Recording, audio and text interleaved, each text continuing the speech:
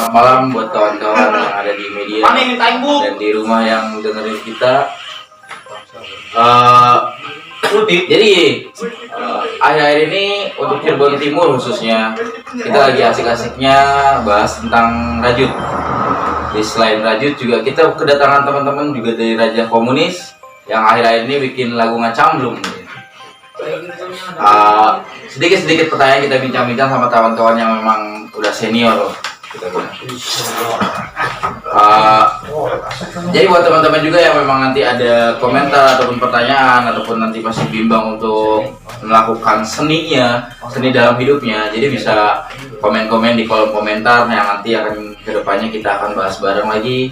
Selain juga tidak hari ini pula, nanti kita juga akan ada minggu-minggu selanjutnya yang akan membahas tentang hal-hal yang menarik lainnya di Cirebon Timur ini. Loganeng teing. Oke. Sponsornya Garap ya. Garap, Berhasil Pride. Nah, kita juga menarik sekali. Jadi kedatangan dari Raja Komunis ini ternyata ada gerakan-gerakan kecil yang memang dibangun oleh teman-teman. Kebetulan kita kedatangan pemimpinnya ataupun kepala suku dari Raja Komunis ini. Sedikit pertanyaan untuk Bang Ananta, Bang Eja. Sebelumnya saya belum lupa saya untuk perkenalan. Di sebelah saya ada siapa, Bang? Ya, Bang Mati. Biasa dipanggil Genjoy. Bang Genjoy. Selamat malam Bang Genjoy. Di sebelah kanannya lagi ada siapa, Bang? Saya Wisnu, biasa disebut terserah lah. Aurel. Aurel. Bang Aurelin. Sebelahnya Bang Aurel ada Bang siapa, Bang? Saya biasa dipanggil Goyek. Kadang Yayan juga. Kadang Jack juga. Yayan dan Nika. Terus yang sebelahnya yang sebelah sini agak ngacamblung sedikit. Jadi untuk teman-teman yang nanti bisa komentar tentang mukanya atau tentang penampilannya bisa yang lebih nyeleneh gitu. Karena kalau yang serius yang biasa-biasa aja nggak akan ditanggepin gitu. Pokoknya yang ini. Ada apa nih? Gimana? Silakan Bang yang sebelahnya. Pengidap asma. Enggak. Umur 2 bulan. Saya Adi, biasa disebut ganteng. Bang Adi atau biasa dikenal di Cirebon Timur itu di kalangan Vespa atau anak band reggae itu namanya Bang Goblag. Jadi waktu dia lahir tuh udah goblag gitu palanya. Kalau pengen ganteng datang aja di sini. Cukur. Iya, kakinya goblag itu kemudian kakinya goblag. Betul apa gimana ini harus? Oke, jadi pembahasannya balik lagi ke pembahasan awal, kita ada rajut, terus juga musik Raja Komunis sama seputar seni, karena memang di sini ada bapak seni kita dari Kuningan, dari Bapak Ananta Genjoy. Baik, pertanyaan pertama mungkin akan saya lemparkan kepada Bang Inoy atau Aurelin. Aurel. Sejak kapan mulai merajut, Bang? Sejak ikut sama beliau. Baik. Pertama ikut event, bukan ikut sih, lebih ke membantu ya. Membantu Mang Genjoy jalan-jalan. Merajut asa apa ya? Masih benang belum masak. Aplikasi dong Pak, buat aplikasi. Masih benang belum masak. Ikut sama ya jalan-jalan sama Mang Genjoy, ketemu Mang Oba dari Bekasi.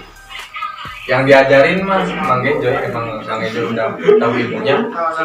Saya tertarik daripada jalan-jalan sendiri, yang mending ikut ngembangin rajutan di wilayah kita sendiri. Ya berarti tujuan merajut itu adalah mencoba untuk mengenalkan kepada Cirebon Timur atau wilayah sendiri bahwa seni rajut itu sebenarnya harusnya bisa dinikmati oleh semua kalangan, tidak hanya manula. Karena kan umumnya itu yang tahu rajut itu adalah orang-orang tua ya, orang-orang yang memang ranahnya itu perempuan yang memang ranahnya itu tentang menjahit gitu. Menjahit, merajut sama menganyam gitu. Nah, kenapa tertarik dengan merajut? Oh ya, itu siapa nih? Kenapa nggak melukis atau tato ataupun naik gunung yang lainnya lagi musim sekarang? Kenapa itu? Awalnya sih Karena nggak bisa. Awalnya Karena nggak bisa gambar. Awalnya karena nggak bisa gambar. Saya kan ikut Iya, ikut aja lah. Ya. Emang panutan semua mungkin. Panutan ya, panutan. karena saya ada kumis. Jadi semua orang masih merindukan. Iya. Tapi karena emang awalnya merajut itu karena memang tertarik karena memang senang menggambar, sering ikut event-event seni dan memang hanya waktu itu pandangannya ke merajut gitu, merajut asal. Ya. Jadi ini buat teman-teman juga ini contoh rajutannya kita dibuatin topi topi koboi oleh Bang Aurelien bucket. Jadi ini murni manual. Biasanya berapa hari untuk buat berapa minggu untuk buat rajutan seperti ini, Bang Aurel? Kalau hitung minggu berarti setengah minggu. Setengah minggu berarti. 3 hari setengah. Oh, 3 hari setengah. Luar biasa sekali ya buat kita mungkin pegel ya. 3 hari setengah gini nggak makan, dulu nanti pakai kaki. Karena 3 hari setengah full gitu. Bisa makan juga pakai kaki gitu. Jadi berarti 3 hari setengah itu udah plus makan, plus mandi, plus tidur. Jangan lupa sholat. Jangan lupa sholat. Bener. Wih, itu pesan moral yang sangat Iyalah. membantu hati. Jadi nggak apa-apa ya? Gak apa-apa. Oke, berarti itu seputar Bang Noy. Nanti kita akan membahas lagi ke depannya yang lebih mendalam mungkin dalam sumur dan lautan samudra. Nah, yang kedua mungkin melalui seni dulu. Bang Ananta Gejo ini terkait Bang Ananta ini kan di seni lukis, seni rupa. Alputa satu bar. Menurut Bang Ananta Gejo ini seni rupa saat ini seperti apa? Karena kan tidak hanya ada yang bilang seni seni kontemporer, seni murni dan segala macam. Menurut Bang Ananta seperti apa? Dari Ya, secara berkarya. Karena kan manusia-manusia sekarang kan lebih suka yang instan gitu. Dan memang motifnya itu lebih ke modernisasi gitu. Gimana menurut kalau melihat pergerakan seni sekarang tuh lebih bebas ya. Lebih bebas, lebih luas. Ya mungkin ya itu baik lagi kayak tadi banyak orang yang bilang bahwa pergerakan seni sekarang ya seni kontemporer. Ya simpelnya sih udah nggak dibatasin lagi lah antara ruang, waktu, media, konsep atau apapun lah. Yang penting bisa dipertanggungjawabkan. Karena ngomongin kontemporer memang bisa dibilang masih ada sebagian yang menerima ada kontemporer, ada lagi sebagian yang memang masih apa ya, menolak. Beberapa ada istilahnya mungkin tepatnya masih konspirasi ya, lebih mungkin lebih belum masih tapi ya, penuh konspirasi dalamnya. semuanya sekarang udah kontemporer sih. Kalau dari sudut pandang saya, semua hal ya, tidak cuma seni doang, semua hal udah kontemporer. Dimana mereka dalam melakukan suatu hal itu udah gak mikirin batasannya. Paling tidak ada konsep atau ada hal yang atau sesuatu yang bisa dipertanggungjawabkan dari apa yang dilakukan itu sendiri. Terutama dari seni ya, ketika ngomong seni kan kita terkadang terlalu idealis dengan kebebasan. Wah, seni itu bebas.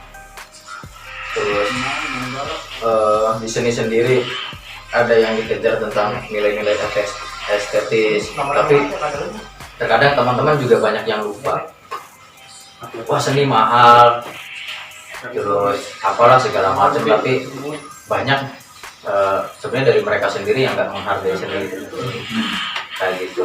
Ya contoh lah kayak gini, kalau mau kebetulan kan Wisnu atau ini lagi barusan workshop ya, workshop tentang rajut.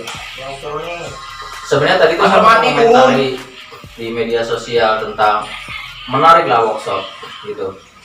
Wisnu mengajarkan ke teman-teman secara gratis, tapi ketika workshop ditarik biaya cuma 20.000, tujuannya untuk apa? Benang sama jarum, udah ngambil untung. Itu buat balik lagi kepada konsumen. material atau bahan sebagai media mereka untuk berkarya, untuk praktek di workshop tersebut. Tapi saya lihat kok teman-teman pada nggak mau, Minatnya belum mungkin. bukan belum sih.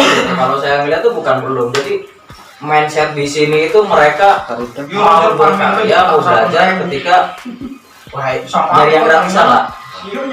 Nah, ada teman yang mencoba untuk sekarang Wisnu mungkin kalau ngomongin maksudnya karirnya lagi dirajut nih, ya seharusnya kita mendukung lah, Ya, pasti. mendukung. Ya itu ketika ngomongin seni itu mahal dan segala macam, tapi mereka nggak bisa menghargai seni. Padahal cuma berapa sih gitu. Makanya ya saya secara pribadi udahlah nggak usah sok-sok ngomongin seni itu mahal. Kalau memang teman-teman belum bisa menghargai karya seni, terutama support teman-teman.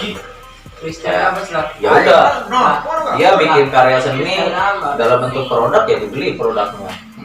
Gitu. Dia bikin karya seni untuk dijual atau memang untuk dia bertahan ya kita hargai mereka. Ya. Kalau cuma ngomong seni itu mahal tapi nggak bisa menghargai karya seni ya sama aja sih bohongnya. Jadi percuma, padahal cuma begitu. Nah terus kalau kejadian kayak gini, kalau saya pribadi sih ya bisa ajarin kredit itu bisa bro. Gua udah buka secara resmi workshopnya, terus lu nggak mau datang. Ya. Kalau mau belajar wajib lu harus beli benang sama jarum. Terus bayar dulunya berapa? Kopi aja deh. Kopi angan raya ya daripada pemisah setan 2.000 kopi angan raya biar agak ngerokok kantor. Kalau mau gratis ngentot. Iya benar. Jadi balik lagi ya gimana. Jadi intisari yang saya ambil intisari yang gua ambil dari Bang Ejo ini lebih ke menghargai seni mungkin ya, karena memang khususnya nggak munafik ya wilayah Cirebon Timur ini memang belum bisa semua atau ya minimal beberapa bahkan pemudanya pun masih belum bisa menghargai karya seni meskipun itu orang, karena memang gini konsepnya Cirebon Timur ini seperti ini mungkin jadi dia itu suka gambar cuma dia lebih kesuka memang yang gambar yang atau pelukisnya memang sudah terkenal gitu, tapi tidak bisa menghargai contoh temannya menggambar mukanya ya itu yang kadang akhirnya menjadi yang sangat saya rancu itu di Cirebon Timur itu begitu, dia belum bisa menghargai karya untuk orang-orang terdekatnya sendiri, malah menghargai karya orang lain yang memang dia belum mengenal gitu. Itu yang sering terjadi.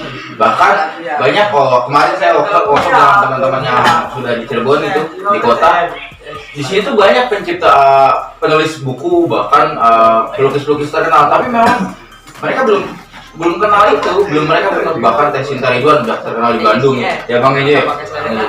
Dia udah keluar negeri segala udah macam-macam.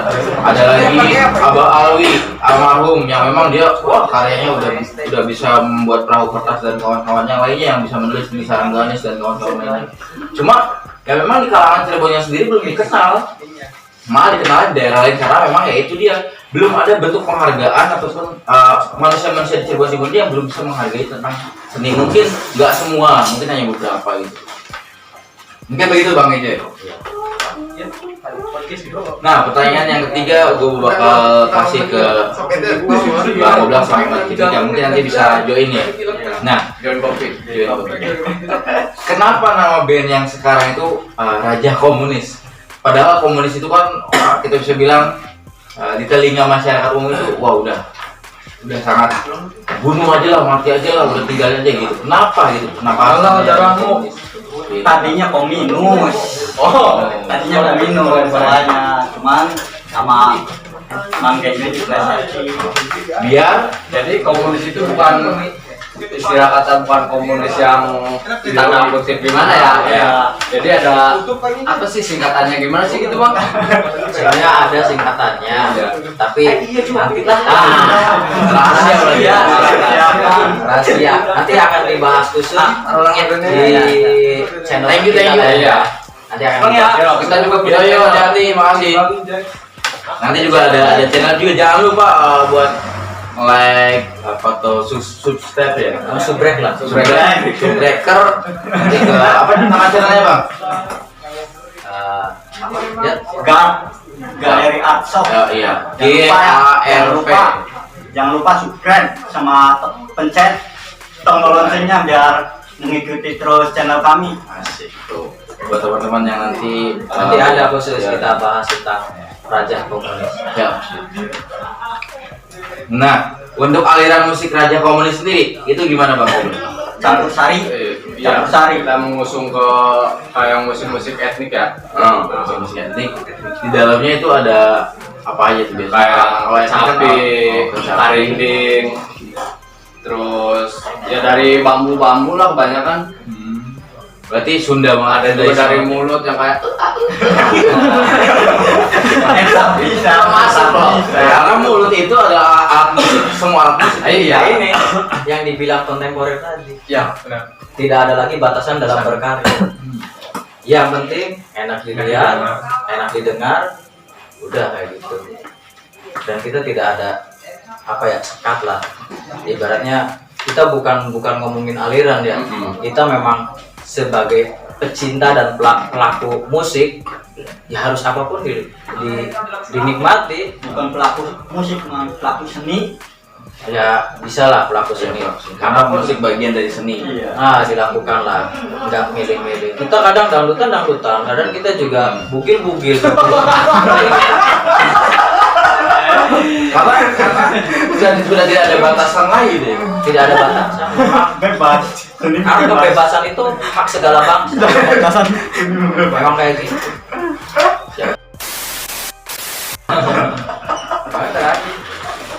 Dan memang itu yang terjadi ya. Iya. Makanya buat teman-teman yang berkesenian, yang berkarya, udahlah lanjut aja bergerak. Terus belajar, berkarya, berbagi, Jangan batas semangat. jangan patah semangat.